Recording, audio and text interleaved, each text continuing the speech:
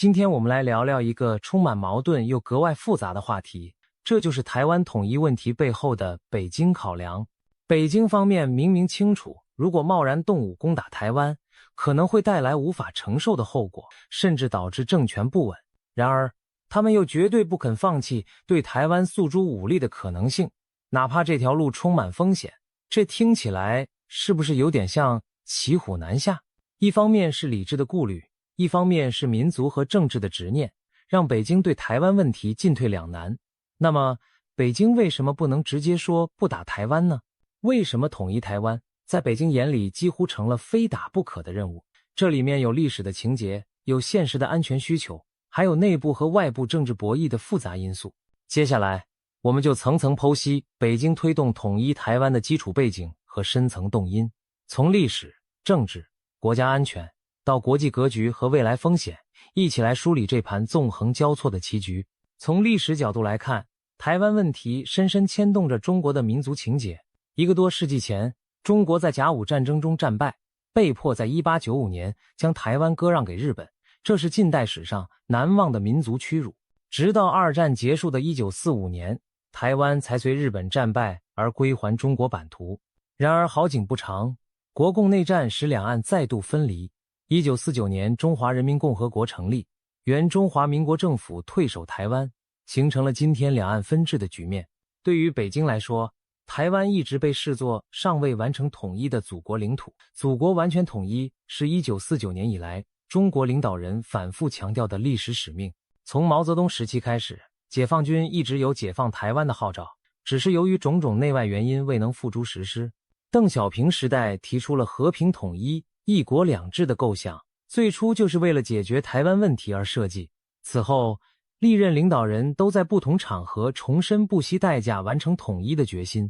对许多中国民众而言，台湾问题象征着民族复兴的最后拼图。香港、澳门已经回归，唯有台湾尚未回到祖国怀抱。这种历史与民族叙事在大陆的教育和宣传中根深蒂固，从教科书到官方媒体都强调台湾自古以来就是中国领土不可分割的一部分。在这种叙事框架下，实现国家统一不仅仅是现实政治考量，更带有完成历史使命、学习百年耻辱的象征意义。可以说，统一台湾在很多大陆人心目中早已超越了一般的政策目标，而成为民族情感与国家尊严的体现。对于中国共产党而言，维护国家统一不仅是外交政策，更关系到其执政合法性和历史评价。过去，中共的执政正当性主要来自于革命胜利和经济发展，但随着经济增长放缓和意识形态号召力减弱，民族主义日益成为凝聚人心的重要支柱。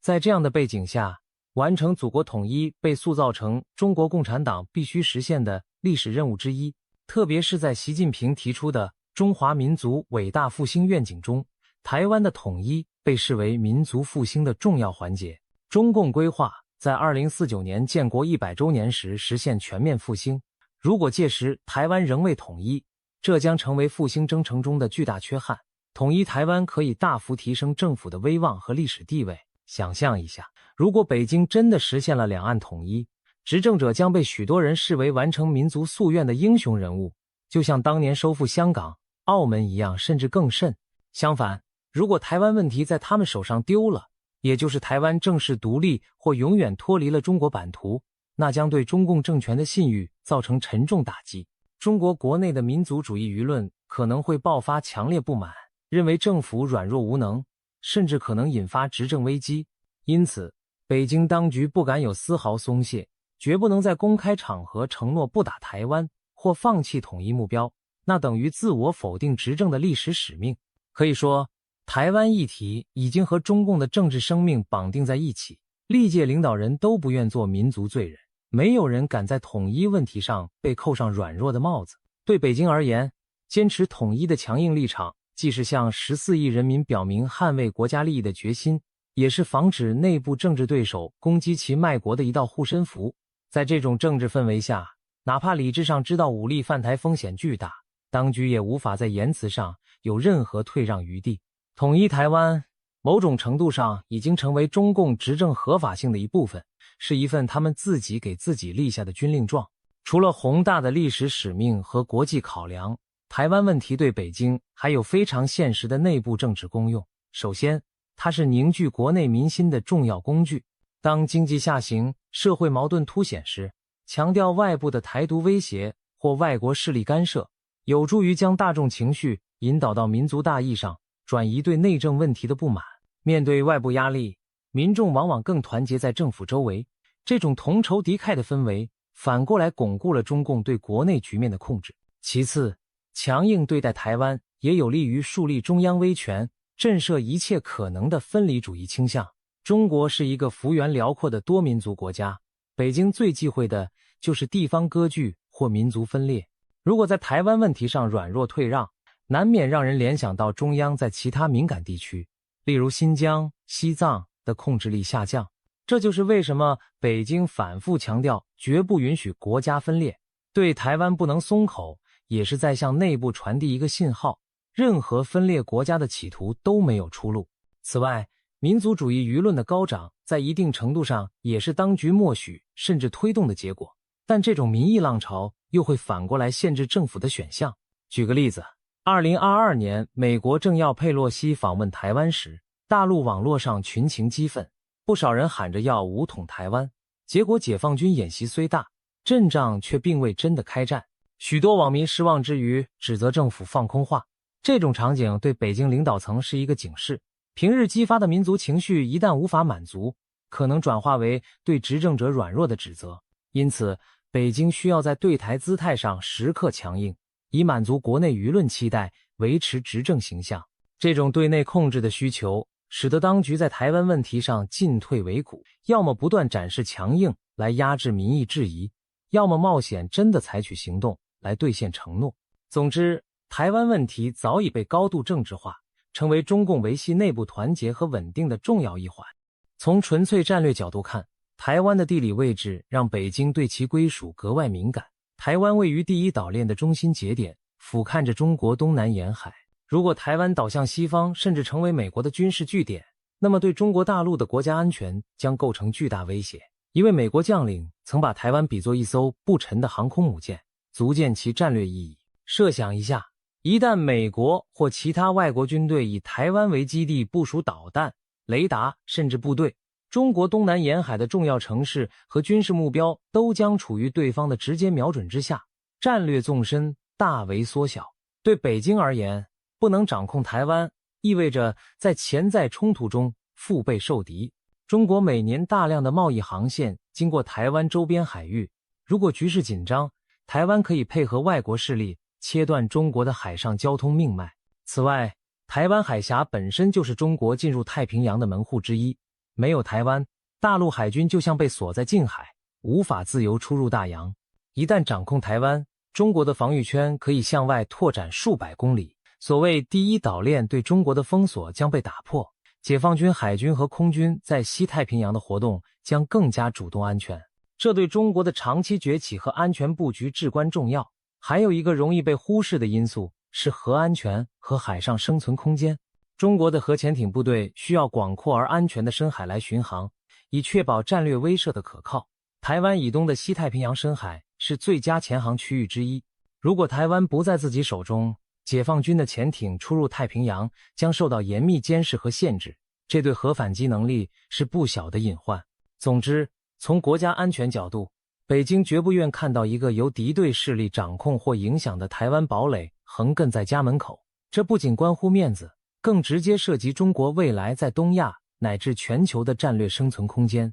在北京眼中，统一台湾可以彻底消除这一心腹大患，使中国本土免于在战时被四面围堵的危险。国际环境的变化同样影响着台湾问题的紧迫性和复杂度。一个不可忽视的背景是2022年俄乌战争的爆发。俄罗斯对乌克兰动武后遭到了西方国家前所未有的严厉制裁和广泛谴责。这件事让北京看到，试图以武力改变现状可能引来全球性反弹。欧洲各国原本对台海相对低调，但乌克兰的遭遇让他们警觉，一旦台海爆发冲突，全球秩序和经济都会遭殃。因此，近年来欧洲舆论和官方对两岸局势的关切度显著提高。许多国家表态反对单方面以武力改变台海现状。在亚洲地区，国际形势的演变也让台海问题更加尖锐。日本、澳大利亚等国与台湾地理相近，又同为美国盟友，他们越来越公开地表达对台安全的支持。日本高官多次强调，台湾有事就是日本有事，显露出一旦大陆动武，日本可能难以置身事外。美国则拉拢盟友组建各种印太安全架构，如四方安全对话和美英澳安全伙伴关系等，试图在地区形成合围之势。这些举动在北京眼中无疑是国际反华势力在借台湾问题围堵中国的证据。另一方面，国际格局的变化也给北京造成一种时间紧迫感。一些中国战略界人士认为，美国目前在全球同时面临多重挑战，例如欧洲的俄罗斯、中国的崛起等，未来实力相对下滑，这也许是中国推进统一的窗口期。他们担心，如果等西方进一步巩固对台支持，台湾军力加强，统一将更难实现。因此，在国际局势日趋对立的氛围下，北京既感到压力重重，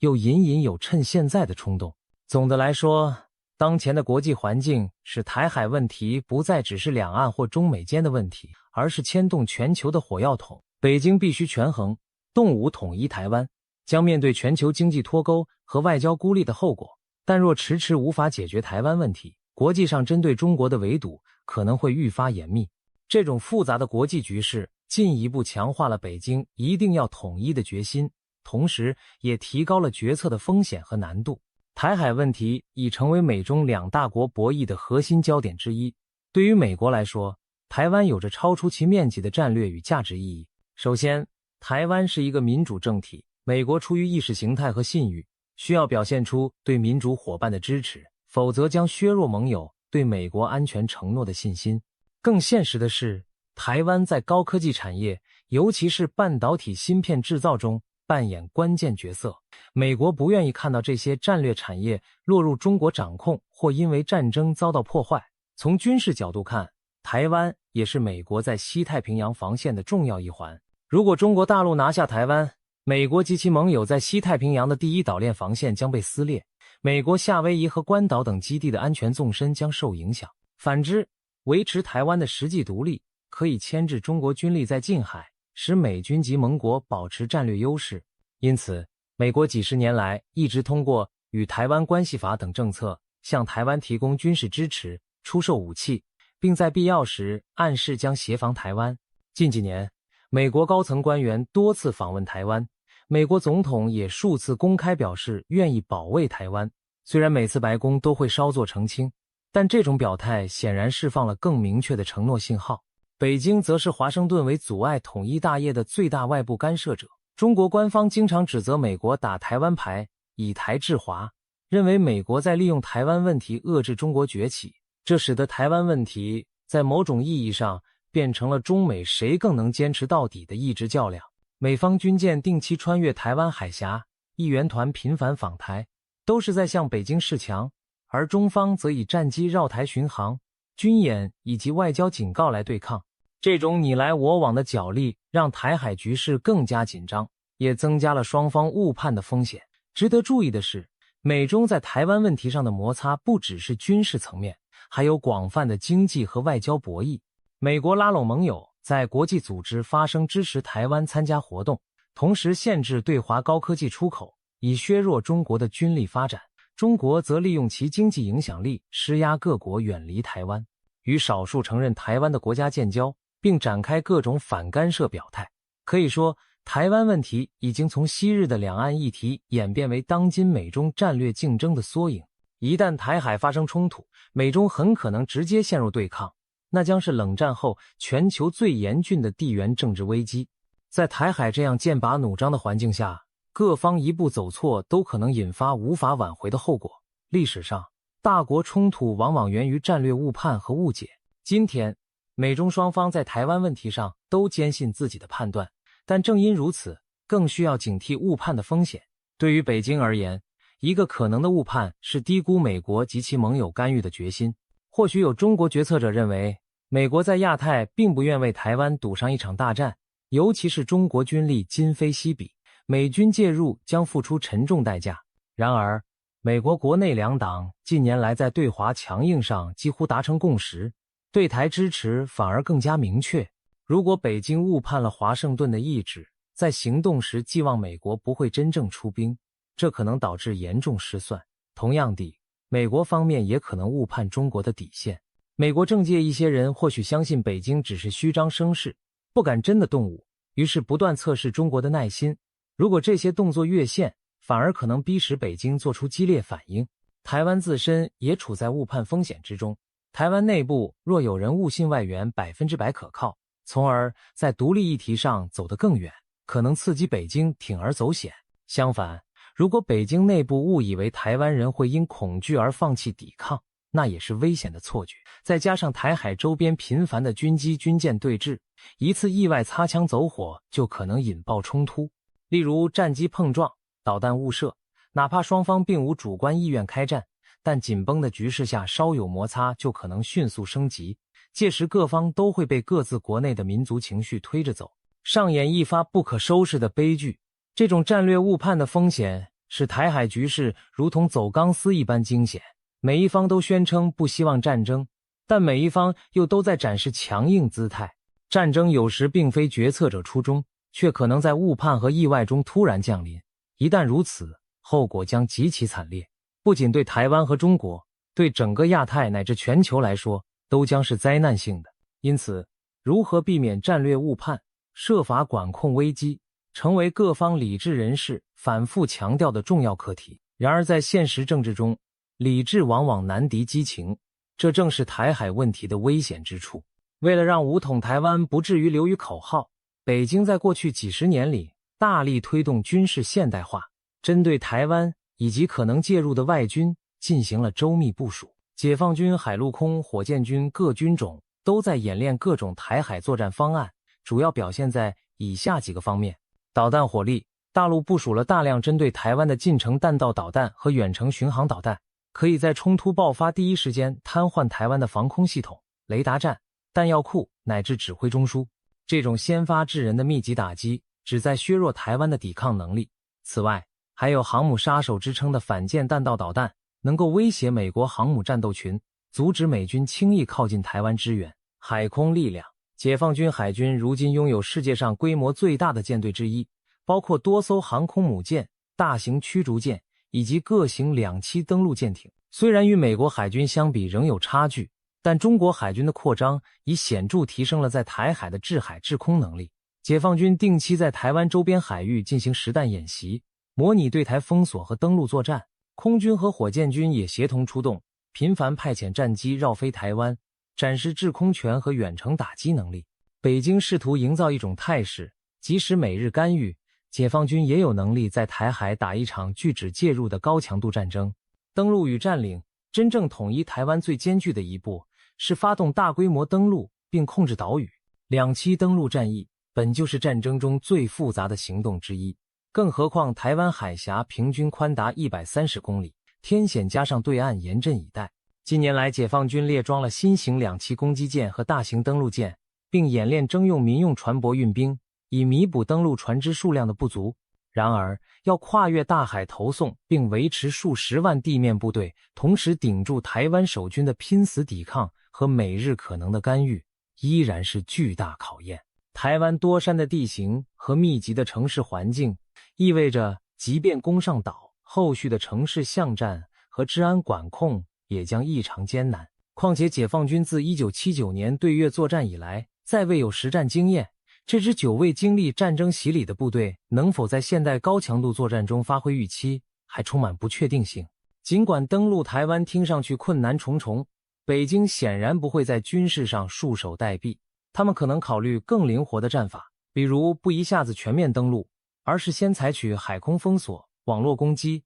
电磁干扰等软杀伤手段，切断台湾对外联系，瘫痪其基础设施，削弱民众抵抗意志，迫使台湾在尚未摊牌最后决战前就低头。如果这些手段不足以让台北屈服，北京才可能赌上一场真正的登陆战。这种循序渐进的策略，既是为了逐步升级压力，降低直接对抗美军的风险，也是希望把战争控制在可收可放的范围内。总之，解放军的备战已经使武力攻台从理论上变成了一种可选项。北京苦心经营军事力量，既是在对内展示实现统一的信心，对外威慑台独和介入者，也是为了真到万不得已时手上有牌可打。当然，军事准备归准备，决策者仍需慎之又慎，因为一旦踏出战争这一步，就再也没有轻松回头的余地了。武力统一台湾不仅是军事和政治问题，还是一道严峻的经济考题。一场台海冲突将给中国经济带来巨大冲击，这一点北京高层心知肚明。改革开放几十年来，中国的繁荣深度依赖全球化，与美国和西方有千丝万缕的贸易投资联系。如果因攻台引发西方全面制裁和封锁，中国经济将面临前所未有的压力。首先是贸易和产业链的断裂，美、欧、日等发达国家很可能会及时中断与中国的大部分贸易往来。中国作为世界工厂，大量制造业产品出口欧美市场，一旦失去这些市场，无数企业将陷入困境，失业率飙升，关键技术和零部件的进口也会被卡断。芯片就是明显例子，中国高度依赖海外先进芯片，如果被禁运，许多高科技产业将停摆，西方还可能冻结中国的海外资产，就像对待俄罗斯那样。虽然中国早已开始减持美债，增加黄金储备，并建立自己的跨境支付体系，但庞大的外汇储备和海外投资仍是中国经济的命脉之一，一旦被冻结，冲击难以想象。再者，能源与原材料供应是中国经济的命门，中国石油对外依存度接近70%，主要海运通道经过南海和印度洋。如果台海开战，美国及其盟国完全可能切断中国的海上运输线，使能源和原料无法顺利抵达。中国虽然建立了石油战略储备，但只能支撑有限时间。战事一旦拖长，能源短缺将严重拖累经济运转和军事持续作战能力，更不用说战争本身的开支、基础设施损毁、难民安置等等，都将吞噬天量财政资源。面对这些风险，北京并非没有预案，他们目睹俄罗斯在制裁下努力维持经济，也在悄悄做一些去美元化和供应链本土化的工作，例如推动人民币跨境结算、储备关键物资、加强与未加入制裁阵营国家的经贸联系等。如果真走到战争那一步，中国可能寄希望于自身庞大的内需市场和与亚洲、非洲、拉美伙伴的贸易来部分替代西方市场。另外，由于全球经济对中国的依赖，西方制裁也会伤及自身。北京或许指望一些国家采取模糊态度，不完全跟随美国制裁，从而为中国留出生存空间。然而，这一切毕竟只是未知推演。全球主要经济体与中国深度绑定，一旦兵戎相见，极端情况下可能出现经济脱钩的寒冬。中国过去几十年的经济成果可能迅速倒退，大量普通民众生活受影响，这对中共政权的民意基础将是严峻考验。毕竟，爱国热情可以让人忍耐一时的困难，但如果长期失业和物资匮乏，民心是否还能稳住，就是问号了。北京必须评估的是，统一台湾所获的战略利益能否抵消由此引发的经济震荡和倒退。如果处理不好，经济崩盘甚至引发内部动荡，正应了那句警告：打台湾会垮台。谈了这么多战争与武力，我们不禁要问，难道和平统一的道路真的走不通了吗？遗憾的是，随着时间推移，合统的希望正变得日益渺茫。主要原因有以下几点：台湾民意的变化。如今在台湾，多数民众的身份认同倾向于台湾人而非中国人，特别是年轻一代。这与几年前、几十年前相比是显著的转变。过去，或许有人对一国两制的构想抱有期待，但香港的现实让台湾民众对北京承诺的自治安排极度怀疑。2019年香港发生的大规模抗议及随后北京的强硬管制，在台湾社会引发强烈共鸣。许多人认为，一国两制在香港都行不通，在台湾更不可能。民调显示，赞成统一的人数近年来跌至新低，而主张维持现状甚至追求事实独立的人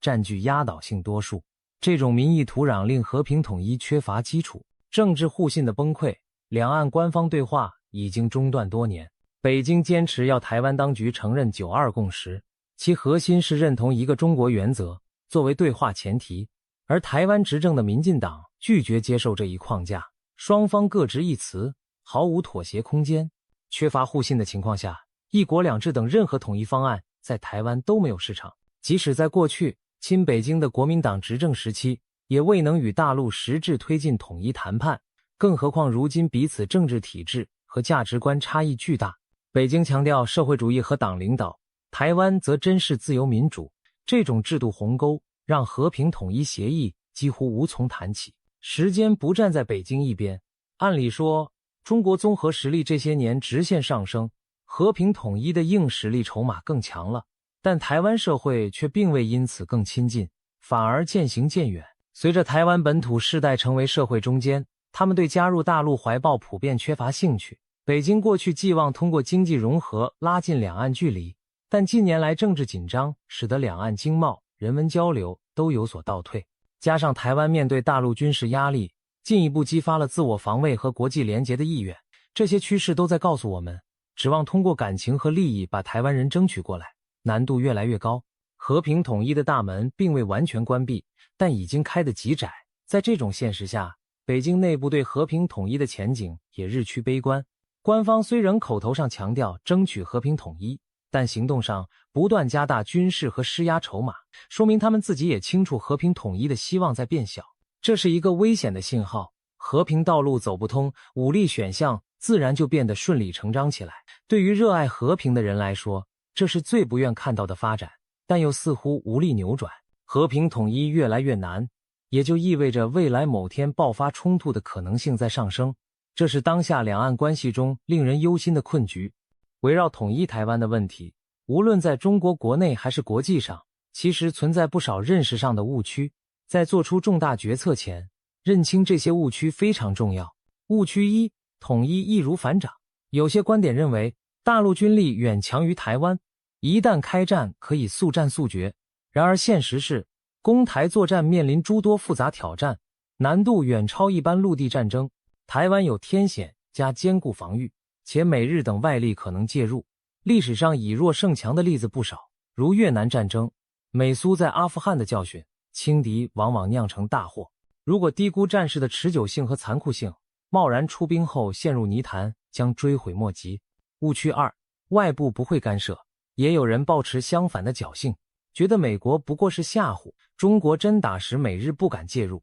然而美国多次表态不会坐视台湾被武力吞并，日本等周边国家也是台海稳定为自身安全利益所在。假设北京贸然行动，外部军事干预的可能性极高，至少会给予台湾大量军事情报和后勤支援，甚至直接派军参战，指望他国袖手旁观，极可能是战略误判。误区三，台湾会不战而降。一些大陆民众受到宣传影响，觉得台湾同胞终究是同胞，不会真的拼死抵抗，甚至可能欢迎解放。但事实上，经过多年的本土认同和民主制度熏陶，大多数台湾人不愿放弃现有生活方式，就连过去亲大陆的党派现在也不敢贸然提统一。若大陆动武，台湾军民很可能同仇敌忾，抵抗到底，而不会像二战时部分欧洲小国那样一触即溃。低估台湾民众保卫家园的决心将付出沉重代价。误区四，制裁无关痛痒。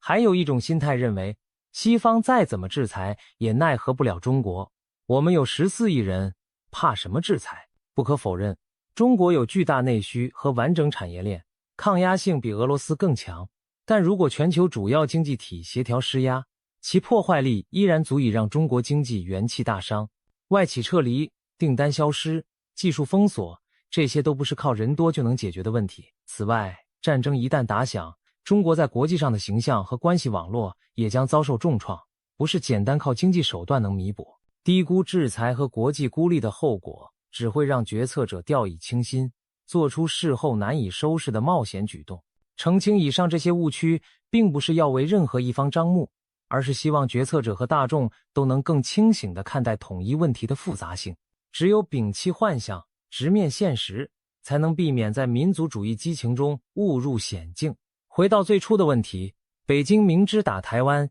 有可能引火烧身，为何仍然对统一念念不忘，甚至不惜动用武力？答案就在上述层层因素中：历史情节、政治需要、安全考量、国际博弈交织成了一副让北京无法轻易抽身的网。一方面，统一台湾被视作实现民族复兴、巩固政权合法性和国家安全的必须交卷答题，北京很难主动放弃。但另一方面，武力解决台湾又可能带来难以承受的后果，从军事失败到经济崩溃，乃至政权不稳，这正是北京的两难所在，也是台海局势危险的根源。北京官方不敢松口不打，因为那等于自废武功，失去对台和对内威慑，但他们也深知，真打下去未必是光辉的胜利，反而可能是玉石俱焚。同样的，台湾和国际社会也在小心翼翼的踩红线，不挑衅北京到非打不可，